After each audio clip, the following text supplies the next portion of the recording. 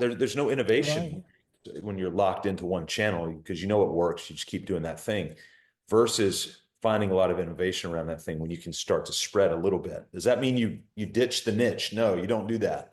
The reality is, though, that if you can still step outside of that from time to time, there are times that we don't work with an ideal client.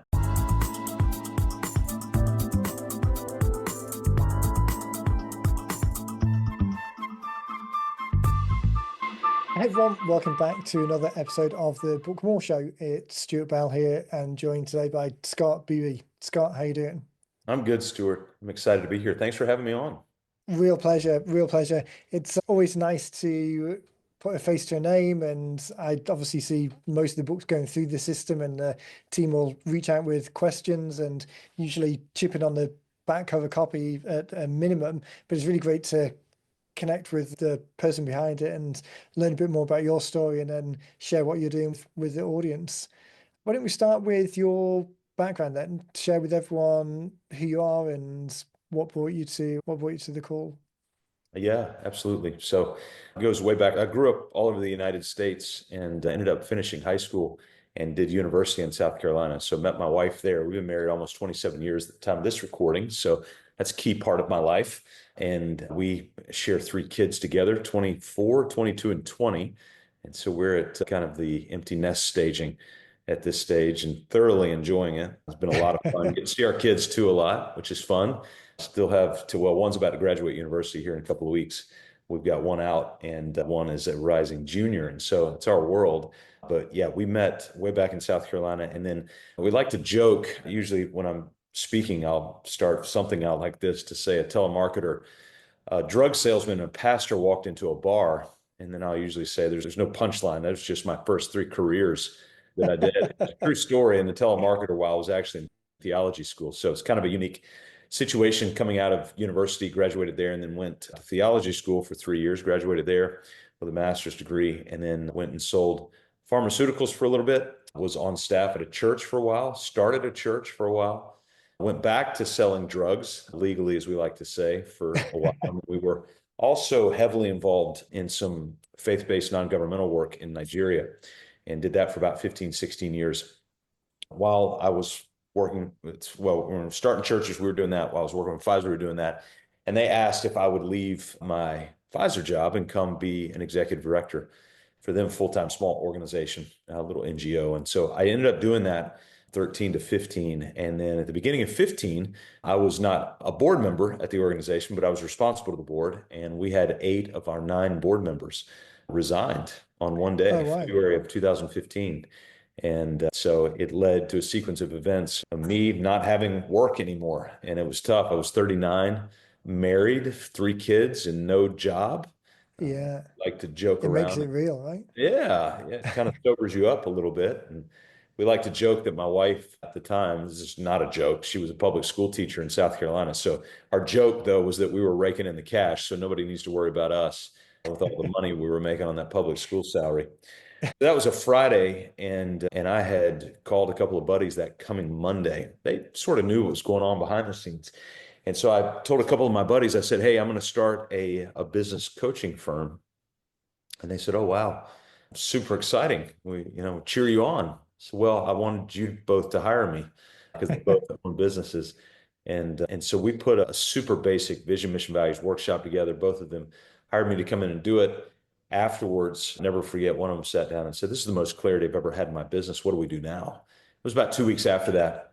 And I just made it, Stuart, I just made it up around the conference room table. And I just said, I think we need to start meeting every week. And he said, how much? And I just threw out a number. And at the time of this recording, I literally just met with him again this morning. We've been meeting together for 10 years and he's still a client. And we've been able to very graciously grow this business over the course of 10 years, just turned 10 a month ago.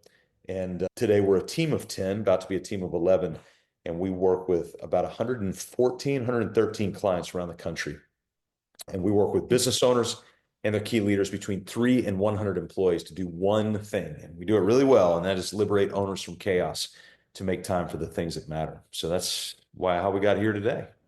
It's such an interesting journey, isn't it? If you were to sit there at the beginning of that and plan it out, it probably No wouldn't look way. anything like this. But kind of those little micro decisions and tiny stepping stones leads us to where we are today. That's exactly right. Yeah, it's a fragmented blueprint, as we like to say it. Right. So the businesses you're working with now, is there any strong connection between them? Are they geographically in the same place or similar industries? What kind of brought those 114 people to knock on your door? Yeah, so the industry will kind of homogenize who we work with. Their first two clients we worked with were contractors. And so that has sort of led over time that, the word spreads, you start to speak that verbiage, the language. We Yeah, actually do internal verbiage training as a team now around the contractor world. So about 86% of our clients are contractors or support contractors. And then the other 14 are just sort of a contractor or have a lawyer that's a friend that needs help. And so yeah. they'll reach out. So we've got a smattering of those as well. The beauty of our system is it works for any business owner. But as you're well aware of the niche of marketing, it does help to kind of niche your message down a little bit. So we've Yeah. certainly niched, and the majority of events we do are around contractors. And that's such a great point for people listening. You're not alone in the idea that the business can help many different people. And there's always kind of this scarcity when you try and suggest to people of being more specific and choosing a single target market, because there's always this fear that, oh, well, what about the other person that Yeah, message doesn't resonate with? Well, it's not like you're turning those people away, but you've only got so much time and attention to do the outbound focus stuff. that's right. So the more specific you make the language, it's almost like you're reading their mind before they even know, because you know the language and the framework and the nuances of that particular industry almost better than they do in a certain way. Have you found that in the outreach type stuff, the fact that it is very contractor focused, that the language resonates, and you were talking now about verbiage language within the organization, that kind of it puts that resonance at a kind of a different level. It's really kind of getting in their heads.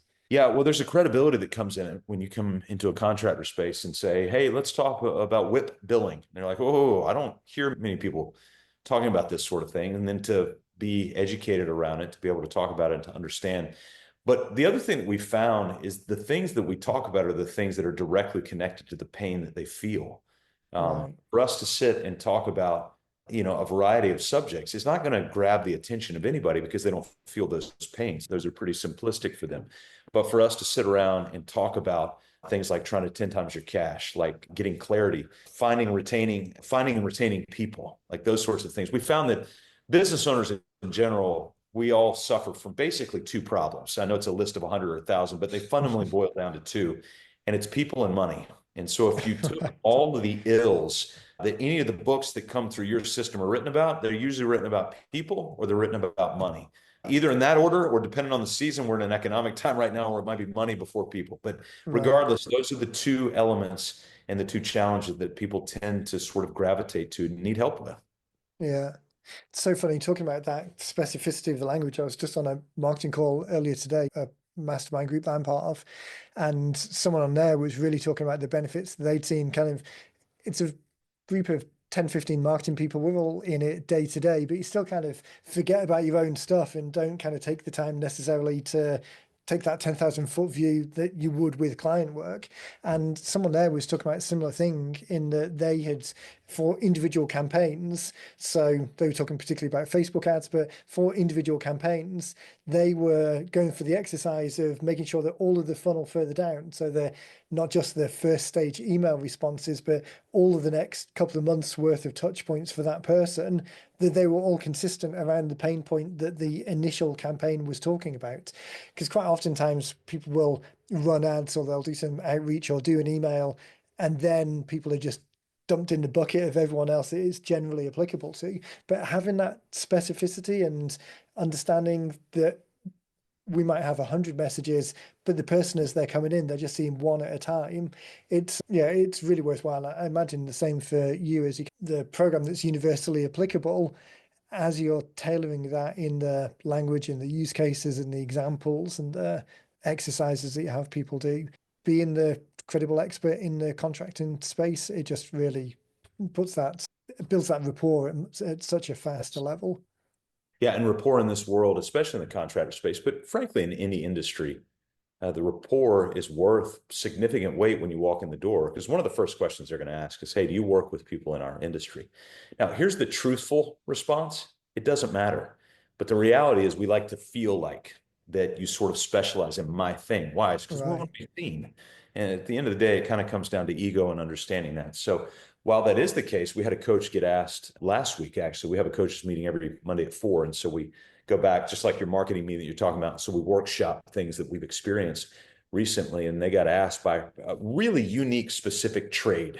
There's not a lot of these, but it's a unique, very specific high-end trade. And they said, hey, how many others like me do you work with? And, we always kind of get paralyzed in those situations. We just want to go answer the question instead of going, oh, what's the question underneath? In our business, we call it a why drill. So imagine a why, asking the Yeah. question why, and we're just drilling down to Right. find that's not the issue. The issue is not, do we have all this experience with people like you? The issue is usually something at a deeper level than that. And so, can I ask why that matters as to who we work with or how many of people like you work with? Well, the truth is, the broader the scope of the industry that we work with, the more insight we'll have into your industry because we're able to get a lot out. So it's actually not helpful for us to only work with this specific type of contractor. Now, the more contractor general, yeah, that can be helpful. But the reality is it can actually be counterproductive the more isolated you are on just one thing, because you can actually miss out on a scope of other information that can help you be a little bit more creative in those things. Yeah, translating ideas from one industry to another is such a great opportunity because you don't necessarily get bogged down by the specifics and the details and all of That's right. the knowledge or the baggage that you bring it into the conversation. Being able to bridge it out is Or the edges just get dull. You don't, there's no innovation right. when you're locked into one channel because you know it works. You just keep doing that thing versus finding a lot of innovation around that thing when you can start to spread a little bit. Does that mean you ditch the niche? No, you don't do that. The reality is, though, that if you can still step outside of that from time to time, there are times that we don't work with an ideal client. Our ideal client is 3 to 100 employees. But from time to time, I'll do a work. Just yesterday, actually, D.R. Horton, a huge national home building Yeah, company. I was with a region of theirs, about 80 or 90 people yesterday. And that's outside of our scope. They have 600 employees just in that region. And they've got thousands of employees around the country. And yet I'm able to see not only some new innovative ideas, but at the end of the day, we all kind of have the same problems.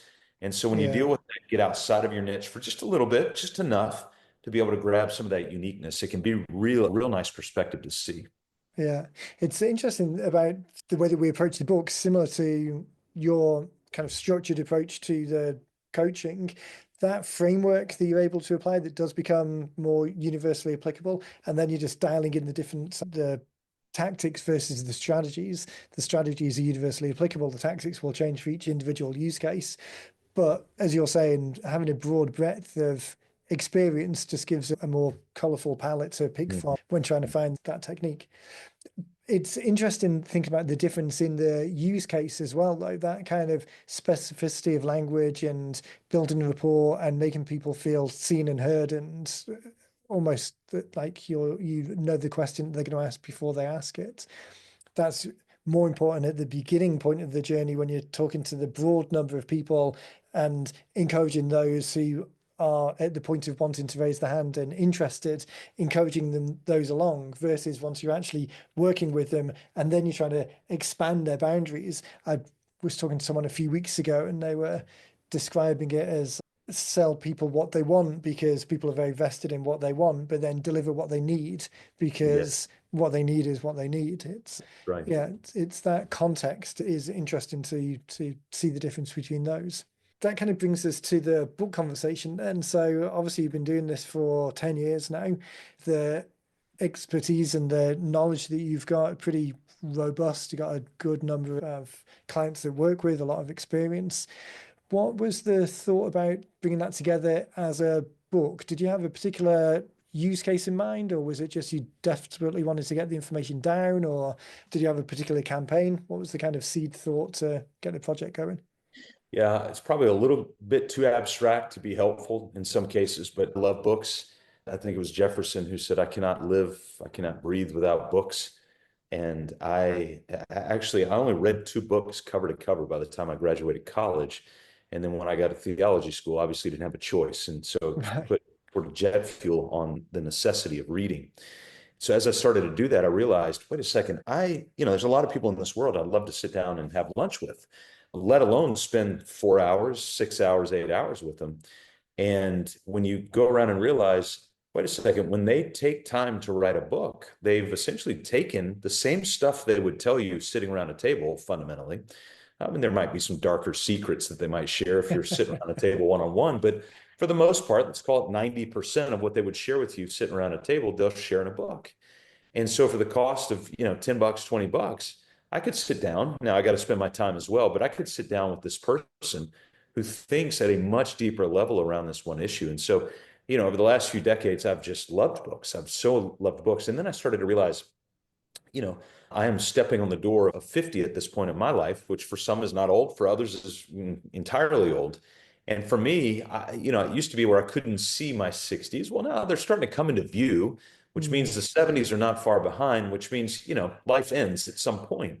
And so you think about this idea of legacy, and I know it's a little bit morbid, but the truth is, if we can capture our thoughts, man, how exciting would that be if you uncovered a treasure chest, and inside was the words of your grandmother or your great grandmother in this Right. published thing? Like that would be extraordinary to be able to see that. And just to get insight and to hear their words, to hear what they were thinking at that time, that kind of situation in life, whatever time that would have come out. So I've always had this underlying desire to write a book, more so not the skill and the discipline of writing the book is super, super helpful, but you guys help with that because I actually wrote a book before this called Let Your Business Burn, and I wrote the whole thing top to bottom.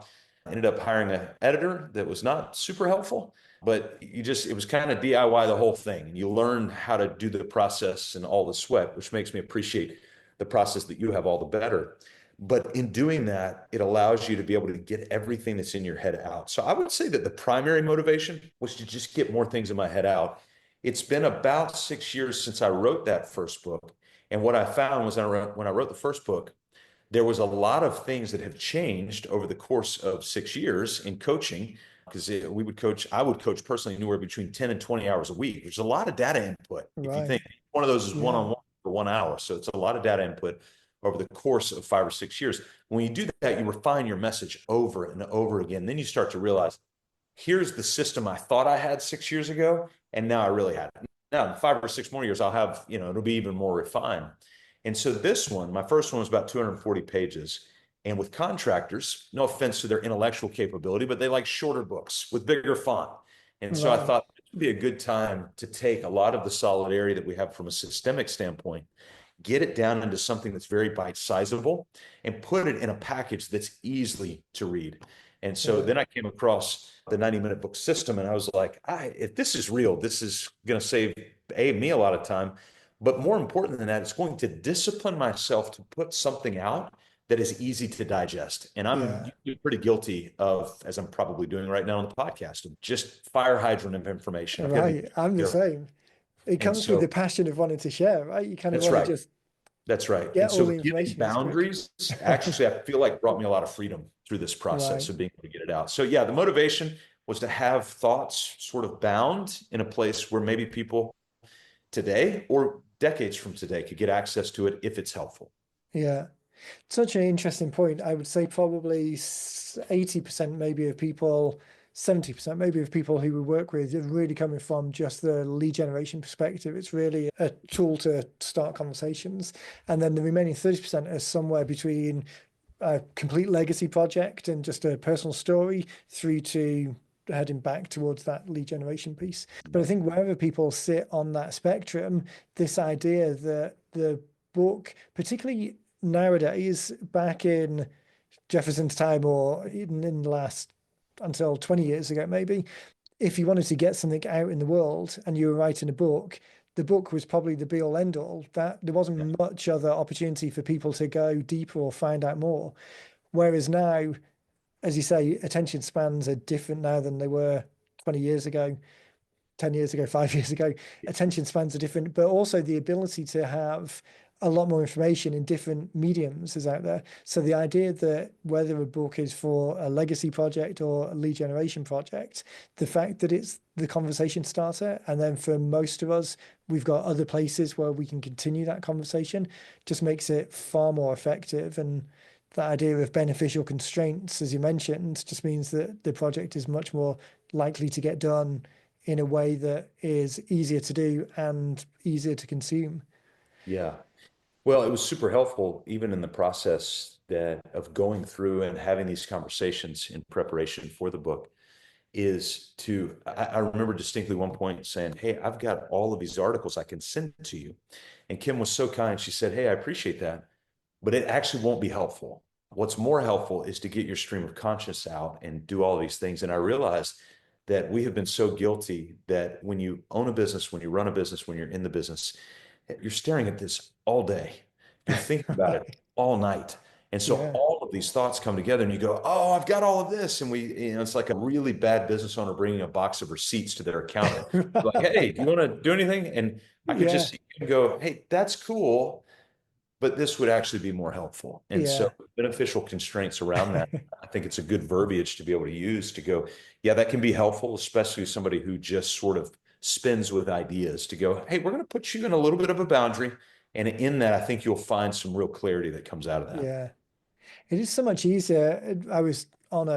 I dialed into doing a little bit of competitive research yesterday. I got an email for another book company, and it was the sales letter. It was kind of all you need is 100 words, and then AI will take care of everything else. But kind of, I was half listening to that as doing some other work, and the challenge with all of the all of the push button solutions or all of the things where you just take a whole load of stuff and dump it somewhere and hope that the somewhere takes care of it. Or like you said, with the box of receipts to the accountants, here's a whole lot, here's 100% of the information. Now it's your problem to refine it into something that's separating the data from the information or creating information from data. And the same is true of books. We've got all of these ideas. Like I say, we've been in business for 10 years. We've got this huge volume of context that we bring to every single thought. Just dumping that on someone, it's not helpful. Yeah. It's either too much or overwhelming, or gives them an excuse to get to it later, or it's just too unfocused. It makes sense to us because we can see the finished jigsaw from one individual piece. But this idea that we need to kind of spoon feed people, whether it's a teaspoon or a ladle, whatever the right amount is in that moment, but kind of stepstone them down that conversational journey and not just say, "Hey, here's everything, go at it yourself." And Mm-hmm. whether that is manually doing it in a conversation or doing it through email or hoping that AI will just push a button and solve all of those conversational stepping stones for us. It's who knows what the future holds, but at the moment, at least, it's rarely a one click option for anything. It always depends. Yeah. Well, and it's uninteresting. This idea of a one-click life is uninteresting to me. So if I, kind of get uncovered that I'm reading somebody who I deeply respect, and all of a sudden I found out that they gave 100 words and it turned it into a, 150-page manuscript based on what the cloud said for the last, 2000 years, that's not interesting to me. What's interesting to me is understand your unique framework on this. Now, I might disagree with parts of it. That's okay. But what it's done is it's stretched my mind. What doesn't stretch my mind, it actually makes me more complacent to think about this. I just got a new bike. My wife got me a bike for my birthday and our 10-year anniversary and like our Nice. 10-year business anniversary and all this stuff. So mashed it all together and she got me a bike. It's a mountain bike, came in a big box, and it's awesome. I'm super excited about it. Well, what would make me smarter is to actually get the instruction book out, pull the bike out, and rigorously go after it. What's going to make me dumber is to go on YouTube, which is what I'm going to end up doing. Go on YouTube and just watch the image and do what the image says. And so that's why I so appreciate books that people actually take the time to take their unique thought process and get it out on paper, however short or long it is. I do not care. But when I get to see it, I get to see it in their own vernacular and in their own packaging. To me, that's Right. the uniqueness of this whole product is how it's not just the raw materials. The raw materials truly are commodities now. It was just coffee beans, rice, and whatever were the commodities. Yeah. Well, now data is commodity. Knowledge is commodity. What's not a commodity is how we process that into an end product. And that's where books can really be. And I dread the day where Amazon's filled with a bunch of AI generated nonsense with people's names on it. But I also think as human beings, we'll be able to filter through that and start to see really quickly, yeah, this is uninteresting to me. What's interesting is the book that I just started yesterday from a Franciscan Catholic who gives a kind of a global worldview, not only critiquing the Catholic Church, but also enlightening me to these other areas around religion. That's fascinating to me. There's much of it I may not agree with, but it's still fascinating to me because it expands my mind. It goes back to what we were saying earlier on about rapport. Most of us are in businesses that aren't unique. There's very few of us that are doing, we're the only people who are doing this thing. So the difference is a kind of a qualitative review. The people who do it poorly, that's known, and you kind of want to avoid those. But for the majority of us who are doing a adequate, very good job, then it's whether someone resonates with you. As a business coach, there are other business coaches in South Carolina, but the fact that someone resonates with you and the way that you phrase things and the language that you use and the experience that you bring, a lot of businesses are surprisingly one-on-one. Even if we think of things in a digital world, there's still that Yeah. very personal connection for most of us. Yeah. Well, when we think about the book coming together now, it's the book's complete, it's out there, ready to use. Do you have an idea on ways that you're thinking about using it at the moment? I know this was more of a, again, not quite a legacy project, but definitely not just a hey, lead gen for the sake of lead gen. Right. As you were bringing it together, you had a clear idea of what you wanted to include, but did you have an idea of how you wanted to use it as well? Yeah, we did, and we're starting down that road. So with my first book, I did an audio book. I recorded it myself, and I did the same for this one. This one actually didn't take very long. It's really nice. And so we've got it up in all four formats. We've got hardback, paperback, Kindle, and audiobook. And when I go speak a fair amount around the country, and what we were able to do is get the audiobook on a free version. And we found a lot of contractors like to listen to books. Right. And so we've got a QR code with it. And so when we go out and speak, a lot of times we'll just give the audiobook away because in it, I'll refer to the URL that people can come back. And what I've found is it's like a really long form podcast that people will listen to. And the cool thing about the audiobook is I can riff on what I've read or riff Right. chapters or whatever. And so you can give a little bit more context around certain things that maybe wouldn't fit in the page structure of the book. And so that's been really helpful to be able to do that. And the cool thing about it is we do grab emails every time we give it away, so we can see how many of these copies we've given away, and we can retarget and go after that. We do a lot of master classes or webinars online. We can do that. The other thing that we're actually going to roll out here in about 3 weeks is a simple direct mail campaign with the book. And so we're going to take the book.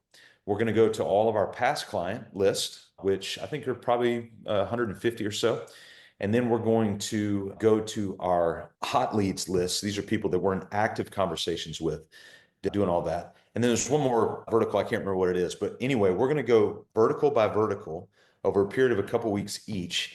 And each of our coaches is going to handwrite a note. We're going to take the book, a handwritten note. We're going to have a one-pager that goes in there, and we're going to directly mail. The book costs a couple bucks, I think 2.5 on Amazon. And then by the time you mail it, labor and everything else, I think we'll have somewhere between $12 and $15, maybe $10 to $15 in each one going out. And there's something just about receiving, it's just gonna be hard to throw Yeah. once you get it. Like, you feel bad. I don't like throwing people's Yeah. stuff when they've given me something physical. And so we think that will be really interesting. And then we'll do a follow-up phone calls and emails to the people that we send those to. So we've got that going out, and we'll keep that in. And then we'll probably run a campaign. We did a live event, had about 250 people there for our 10-year anniversary. We gave the book out to every person there. That was our deadline. I couldn't believe that we got it done, but we had it all done. We had all the copies printed and everything ready to go. We actually had them about a week in advance, which was amazing to be able to send that out. And then the other thing that we're looking at doing is actually encouraging our existing contractors to use the book as a book club within their business, because it's so short. If the entire business can read it, they'll start to understand how the owner thinks at that point. Yeah. And so we'll give discounted copies for things like that, put them at $5 or something, and just ship out a box of them so that they can do book clubs with them. That's such a great idea, the book club approach, because it really is. We've done a couple of books in the past for financial advisors, wealth management type people, because one of the big problems that they have is often they'll work with the mother and father figure in the family, kind of as they're getting older, doing like the estate planning. The pinch point, the pain point always comes when, okay, we've done this planning, this is what we want after we've gone, but now we've got to communicate it to the next generation. And actually, they might not be happy with this, or there might be some bone of contention, or they might not understand, or it might be a bit of a fractious relationship to begin with anyway. So the legacy books of the parents about their story and their relationship with money and what's important to them was using that as the jumping off point for the conversation. So almost less about the content and more that the content was signposting conversations that they could have. So the book club idea is a fantastic way of having a similar approach, but in the workplace environment.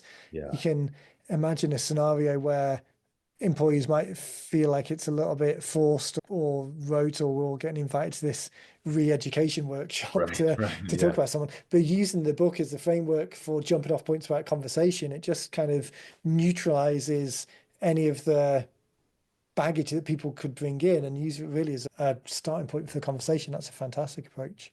Yeah. I like as well the idea that, and again, it's something I'm always trying to encourage people to do. So I love the fact that we get to talk about it as a real example, is the audiobooks. People will often ask about audiobooks, and I'm always, and again, slightly personal preference, but always suggesting people do audio companions rather than audiobooks, because just reading the exact book, okay, that that's fine, but how much value are you really adding? But an audio companion, which is that adding depth and color to the individual pieces, the fact Mm, that you can communicate.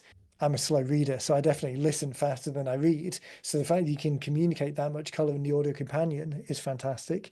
And then the last point you mentioned about the handwritten notes, I think I've mentioned this on a few podcasts before, but the number of times we've had strategy calls with people where they've got a known audience. So the digital copies are great for that invisible audience because they're cheap and scalable, but the right. physical copies with a handwritten note as a door opener to then follow up with a phone call, so much more effective because, Yes. like I say, people see it as receiving a gift. It's something different. People are conditioned not to throw books away. They'll be on the shelf for years. And Well, and we can usually feel effort.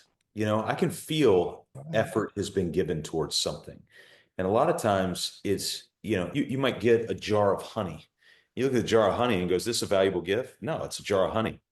Well, when you find out that it's my dear friend, Mr. Dada, who lives deep in the bush in Nigeria, who had to get that bottle of honey, he actually would harvest that honey himself. He then has to take it to a friend who drives it to another village so that they can put it in and ship it. All of a sudden, the value of that honey, now you don't even want to eat the honey. It's so right, valuable. right. So we can feel the effort of things, even though the book itself is, it's paper. It's paper and ink and all that. So that the materials are commodity. It's the effort that people feel around that we can start to put value towards. And I think that's where the value comes in, is to understand the effort that went into that thing. Yeah. I think that's super interesting. I've never really thought about that as an idea before, but the idea that energy never, my lack of physics is going to come out in this butchered quote, but the idea that energy never evaporates, it just changes state. So Right. like Yeah. telegraphing that effort and energy going into the pages and then coming out the other side, it transfers from effort into intent or connection. Again, I didn't go to this theology school, so that's where my This is why the AI generated book I will throw away. There's no right, effort there to be yeah, able to get that. And so, and understand, it's funny when you say, hey, I wrote a book. Oh my gosh, you wrote a book? Well, if you just look at the book, it's just paper. And it's paper and words. We all write paper and words. But what they're acknowledging is that you took the effort to care enough about getting your ideas out. You put structure to them, you put effort to this so that you can get on the page. So they're not wowed by the thing, they're wowed by the effort that went into the thing. right. Yeah, like you said, that effort and thoughtfulness and the idea that you had something that you really were passionate about sharing That's enough right. to go to the extent of getting it down on the dead trees and dead cows. Circling back quickly to that idea of beneficial constraint. So obviously the framework that you've got is refined more now in the second book than the first book. The examples that you've got and the things that you want to talk about and include, again, you've got a good set and understanding of what that is because you've been doing it for years. Was there any pushback or things that you felt you had to leave out, or what was that line between, okay, this book is going to be so many pages, I want to make sure that it's kind of hitting the mark, there might be some stuff that doesn't get included? I'm always interested to ask people how they make that decision because I've got a pretty robust way of thinking about it, and as we're doing strategy calls we'll share that idea with people, but I'm always interested to ask people, where was the line and was it difficult to decide what to include and what not to include? It was not difficult in so much that I had a guide. If I didn't have a guide, it would have been impossible. But having having somebody there to pull these things out of me, to put things in word pictures, help put in word pictures. And I would come with plenty of pictures. So even as I reviewed the book multiple times, I'd be like, oh, I forgot that was in there. So there were even some Right. things that I forgot were in there that we were able to get in, which I was happy about. The only thing that would not make it are things that I think we would have known wouldn't have made it. I am a technical guy. I love the details behind how things work. And so my first book, a lot of the book was around, hey, here's a tool. Okay, now here are the 8 steps on how to use the tool. Well, I learned over time a couple statistics that have, and maybe I learned this from you guys. I can't remember where, but I did hear that 48% of adults will not read a book in the next 12 months. And then one I heard was that 55, I think maybe I did pick this up from you all, but 55% of the books that are purchased never get opened, which just blows my mind. And so as I was going through this process, I thought, the likelihood of somebody reading every step that I post is so illegitimate. I just don't think that's living in a fair reality at that point. And so I started to remind myself as I was going through and felt the constraint as I was going through reviews, going, but don't we need to? And then I would stop and just go, nope, I think that's good enough. That's good enough. Yeah. And so I forget the guy's name, but periodically he'll go through and he'll just say, okay, that's enough for now. And I felt like as I was going through the book, trying to sit in the seat of a contractor who's busy, he's frustrated. They're doing estimating and bidding around their kitchen table at 11:30 at night. Like they don't have time to go into a deep research. What Yeah. they have time for is to get a little snippet, find some level of insight that can sort of wake them up from this chaos and disorderly induced stupor and go, I need some help. And that's ultimately what we're trying to get to. First book, we told people all the time, hey, you can DIY this if you want to. Here, we literally put the templates in the back and all of that. And then we realized not super helpful. There are people who will DIY it, but statistically, most won't. And so it's not Yeah. helpful when you over deliver necessarily an information, but when you can put things in to where people go, I don't know what that is, but I need that story Yeah. that you said. And so, yeah, were there things that we couldn't put in? Yes, but they weren't things that were missed. They Yeah. were things that, quite frankly, helped me feel a little bit more refreshed. Going, all right, I did it. I didn't do the fire hydrant this time. I gave Right. something. And then one of the best pictures I got when all the contractors left our live event, I got a picture in the airplane from one of our owners, and he had caught his 2 guys. One was the director of construction, another was the superintendent. And he caught his 2 guys reading their books on the plane. And they got both guys who do not read a lot, got the entire book read on their flight. They had 2 connections, but they got the entire book read on the flight back. And I thought, That's it. that's it. We did Yeah. it. Yeah.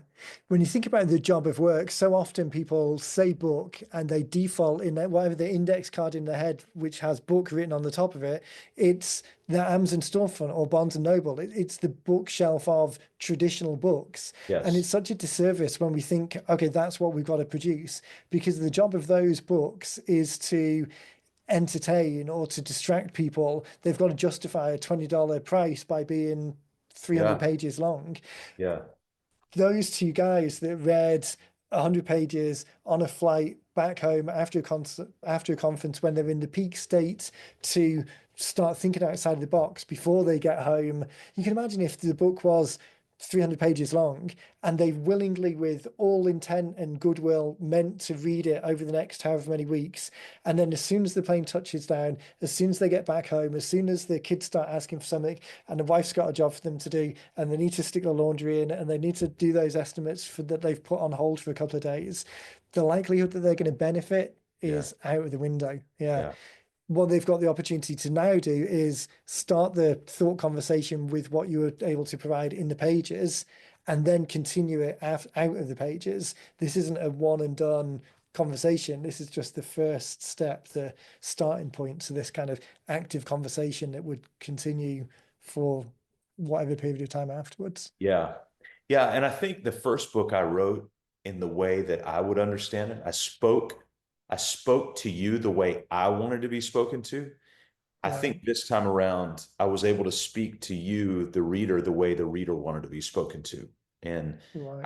I think it's one of my managers at Pfizer used to tell us that all the time in relation to disc personalities and understanding a person's personality. So we've got to learn to speak to people the way they wish to be spoken to. and it's super helpful. And I think we did it for the most part, good stories, real stories, given just enough to where people go, I see it conceptually, but Yeah. also understanding they're never going to go do it themselves. And so, Yeah. hey, here's how we can help with that. Yeah.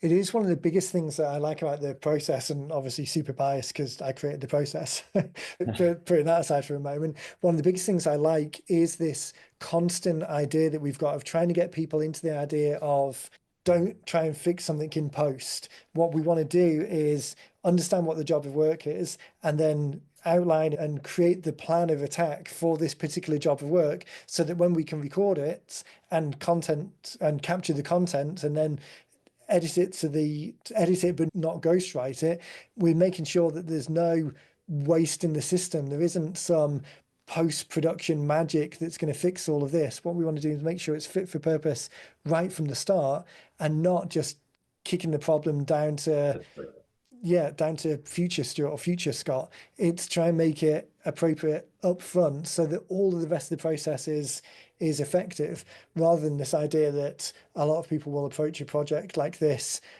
Let's get that box full of receipts. Let's gather as much stuff afterwards. And then magically some future iteration of ourselves will be able to distill it all into something that's great. That's right. But that's where most projects get hung up because it takes all of the energy to do that first part, and then we've got none of the energy for the rest of it. That's right. Yeah. I think it's a bit of a meme now that I always wrap up podcasts by kind of looking at the clock in the top corner of my screen here and saying, man, time flies. But it really does every episode. Wow. It'd be great if you got time down the road a little bit. We're at the kind of just in the first quarter now. Where are we? April. If we circle back later in the year and then touch base and give people some feedback on how those projects have gone in terms of getting it out there. I think that idea of the handwritten notes, I really love. The book club idea that's the first time that's come up as an idea on the podcast. So that as an idea would be really great to circle back. So if you've got time later in the summer, maybe it would be really great to have you back on and talk Yeah, a I little would bit love to about do how that. it's going. No, I so appreciate what you all have built. This is such a gift, not only to the author side of it, but to the reader side of it, to be able to distribute ideas, things that need to get out there. I think it's such a gift. And so, yeah, I'd be delighted.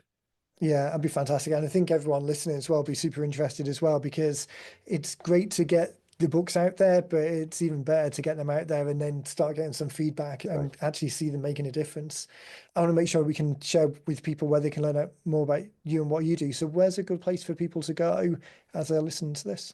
Yeah, so our website's a great hub. If you go to businessonpurpose.com, it's businessonpurpose.com. The name of the book is The Chaos Free Contractor. And probably a great place to go is just businessonpurpose.com/ask. It's what's in the book. And so you could actually hop on with one of our coaches for 15. They reserve spots every week just for people that come in from the book and or our ask website when we put it out there. And so yeah, if you wanted to hop on and ask any questions, if you're a business owner, 3 to 100 employees, that's a great way to start. Fantastic. I'll make sure there's links to that directly in the show notes. So as people are listening on the podcast players, just click on the button there on the website, then they can just get straight through to it. And I highly recommend it. I really love the framework that you've got and the color that you bring to the examples. It really is a great book and well worth reading. I'll make sure there's links directly through to it. And again, just want to say thanks for your time, Scott. It's really a pleasure to get a chance to talk and dive a little bit deeper and share some of your story with everyone listening. Thank you, Stuart. Okay, everyone. Well, thanks again. We will catch you all in the next one.